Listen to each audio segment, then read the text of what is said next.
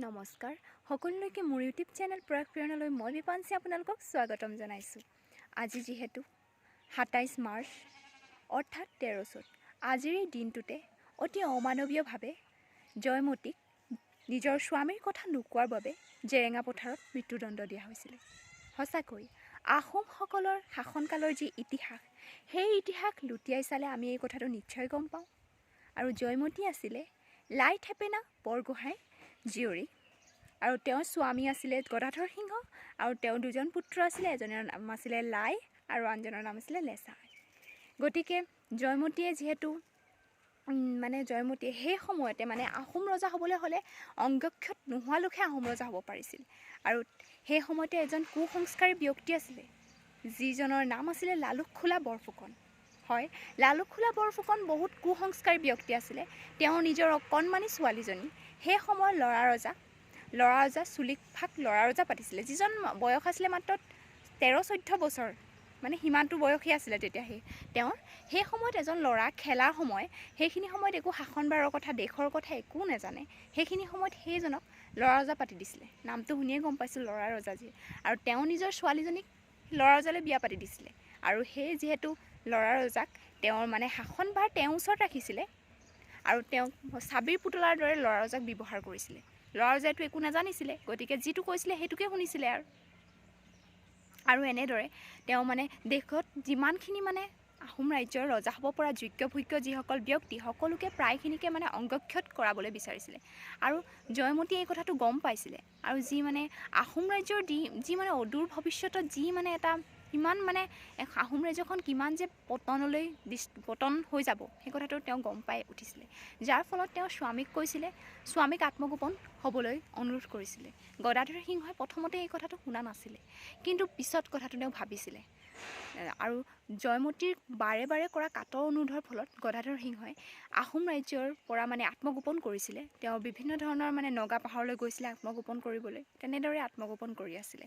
আৰু সেই সময়তে যেতিয়া লালুকখোলা বৰফুকনে যেতিয়া পঠিয়াই দিছিলে মানুহ, যে ক'ত গ'ল, আচলতে গদাধৰ সিংহৰ কথা সুধিছিলে ভালকৈ, প্ৰথম দুবাৰমান ভালকৈ সুধিছিলে। জয়মতীয়ে কিন্তু নাজানো বুলি কৈছিলে, আৰু জয়মতীয়ে কোৱা নাছিলে, কিয়নো ক'ব তেওঁ। আৰু তেওঁক সেইকাৰণে অতি অমানৱীয়ভাৱে সেই সময়তে তেওঁক জয়মতীক জেৰেঙা পথাৰলৈ লৈ অনা হৈছিলে। জেৰেঙা পথাৰতে এজোপা কুটকুৰা গছত তেওঁক বান্ধি থোৱা হৈছিলে। বহুদিন খাবলৈ দিয়া হোৱা নাছিলে, বহুত যিমানখিনি যিয়ে শাস্তি দিব লাগে চব দিছিলে। চোৰাত পাত লগাইছিলে, গৰম লোহা লগাইছিলে, পানী খাবলৈ মন গ'লে গৰম পানী ঢালি দিছিলে, তেনেকুৱা ধৰণৰ বহুত অমানৱীয় শাস্তি দিছিলে। কিন্তু তেওঁ তথাপিতো তেওঁৰ মুখৰ পৰা স্বামীৰ কথা উলিয়াব পৰা নাছিলে। আৰু সেই সময়তে এই জয়মতীয়ে যি আত্মবলিদান দি নিজৰ যি আহোম ৰাজ্যৰ হিতৰ কাৰণে যি আত্মবলিদান দি থৈ গ'ল, সেই কথাটো আমি সকলোৱে জানোৱেই। আৰু সেই নাৰীগৰাকীয়ে আজি এই দিনটোতে মৃত্যুদণ্ড দিয়া হৈছিলে। গতিকে আজিৰ এই দিনটোত তেওঁক অতি ভক্তিৰে স্মৰণ কৰিছোঁ। তেওঁৰ নামটোতো সোণালী আখৰে ইতিহাস পাতত লিখা হৈছেই। তেওঁক অতি সঁচাকৈ তেওঁৰ ত্যাগৰ কথা আমি কৈ কেতিয়াও শেষ কৰিব নোৱাৰোঁ। তেওঁৰ শেষত মই এটা গীত গাই তেওঁক স্মৰণ কৰিব বিচাৰিছোঁ। জয়সাগৰৰ বুকুৰ মাজত উঠে চকুলোৰে ঢল,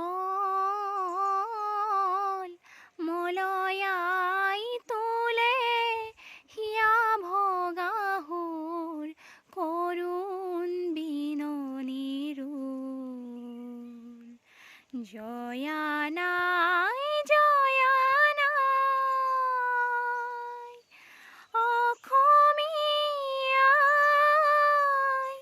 চেনেহৰ যি সতী জয়মতী নাই। জয়া নাই, জয়া নাই, জয়া নাই, জয়া নাই।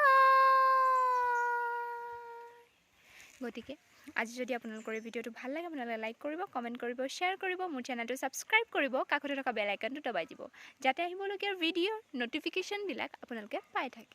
ধন্যবাদ।